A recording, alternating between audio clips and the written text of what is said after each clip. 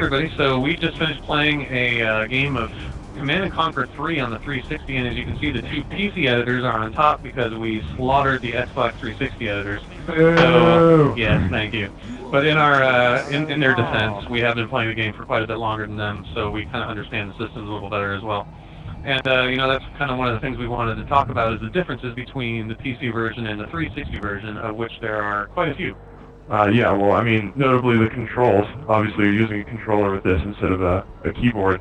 And I had a little bit of experience with that Lord of the Rings game that came out a little while ago. And I mean, this control is kind of similar. The triggers come into play a lot when you're selecting between units and that sort of thing. But I still had some issues when trying to pick certain types of units and that kind of thing.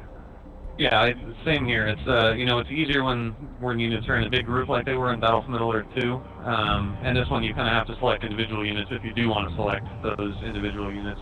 And as before, it's kind of more difficult putting large groups of units in groups and control groups, and you're just kind of zipping around the battlefield a little more like you would on the PC version. So I think it definitely is still a little more difficult to play on the console and a little more fun to play on the PC, but well, yeah, they do a pretty good job translating it still.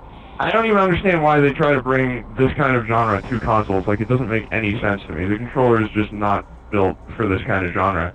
Hey Hillary, let's start moving up north. We'll roll together. Alright. Oh, and artillery walkers. We're completely screwed.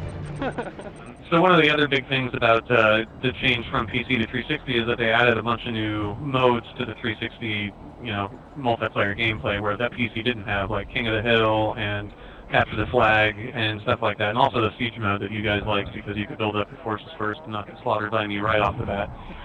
But yeah, so I mean those additions were good, I think, and they actually are sort of consoleized, you know, additions to the RTS genre, which I guess would appeal to 360 players. Yeah, I really like the siege mode. You know, you say that it gave us a chance to not have our asses get kicked so fast, but I think it actually plays into the whole controller setup a little bit better too, because it kind of slows down the pace of the game, and which the controller does naturally anyway. So it kind of fits more naturally with the whole style of playing an RTS on a console. So yeah, one thing you guys didn't mention is the use of the camera in the Xbox 360 version. What do you guys think about that? I think it's sort of a gimmick, honestly. I didn't really look, well, I don't look at it when I'm playing this game. It's, you know, all my focus is on the field, so anything else that kind of interrupts the field of view can go away as far as I'm concerned. Yeah, I mean, it's a nice little extra, I guess, if you're into that sort of thing, but it doesn't really do anything for the game. Yeah, I mean, it's the sweet victory box that we have right now. That's true. The victory box is kind of nice, but you figure most people that get beaten will just hit continue real fast and drop out. But yeah, the game just moves way too fast to even be able to look at the pictures that are going around in the corners. I mean, I didn't really even notice it the entire time that we've been playing. The only thing I would say that I really like about it is that this game was set up well for a group of 4 friends to play and play for an extended period of time, where you can just set up a lobby and then just keep going. You know, you don't have to quit out and restart. And if you have 3 friends, it's nice to go to this little lobby at the end and be able to talk to each other, set up the next match, and then go on. Yeah, you're right. Yeah, but you don't actually need the vision camera to be able to have done that. So, I mean, it is a gimmick, but it's not like they're selling the game on the vision camera. No. Yeah, if I could look like Michael Ironside while he's playing, that would be awesome. That would be pretty awesome. As long as there's Tiberium on Earth, not as a serious threat. The pace in Command & Conquer 3 is really the same between the PC and the 360, which is kind of a problem because, you know, having a mouse and keyboard definitely allows you to move a lot quicker and do things a lot faster, so they don't really adjust for that at all on the 360, so it is a little bit hard, and I would say that playing the single player is probably more important for the 360 because you really have to know kind of what you're doing, how to build your troops, that kind of stuff, really have a handle on the game before you get thrown into multiplayer because you just don't have any time to think at all.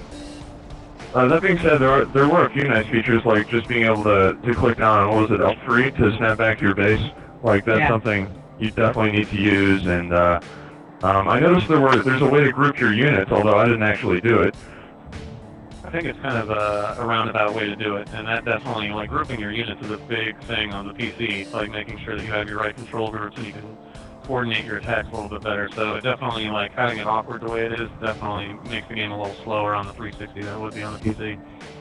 Yeah, Command & Conquer 3 is a really fast-paced real-time strategy game, and the control scheme is fairly similar to Battle for Middle-earth 2 that came out last year, but that Lord of the Rings RTS was kind of a game where it's more about turtling and building up a huge army, which fits really well for a controller because you don't really have to worry too much about fast actions. It's just all about building up to one big battle. But this game is kind of too fast for that.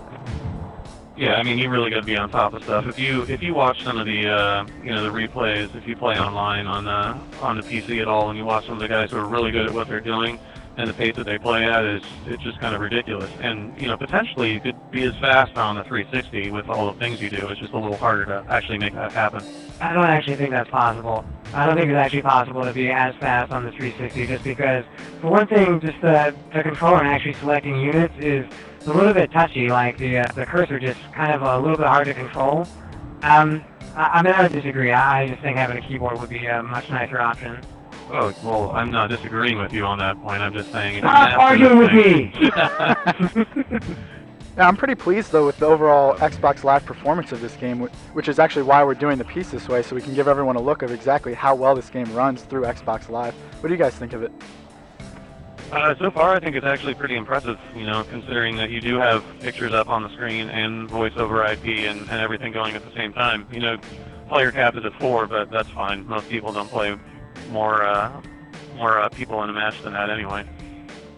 I mean, I was actually kind of surprised that when you get into really big fracases with 4 people playing online, that there isn't like huge amounts of slowdown. I mean, I'm sure Dan could say more to this, but it definitely doesn't look as good as the PC version.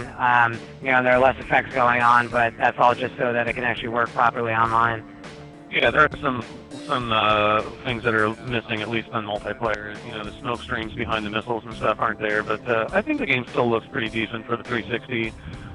It definitely doesn't look as good as on the PC, but I guess I wasn't really expecting it to. I still think they did a good job making it run so that it's playable, and that was actually one of the things that was so positive about the PC version also, is that it ran really well, and the load times were really good. Not quite as good on the 360 for the load times, but it's still pretty playable.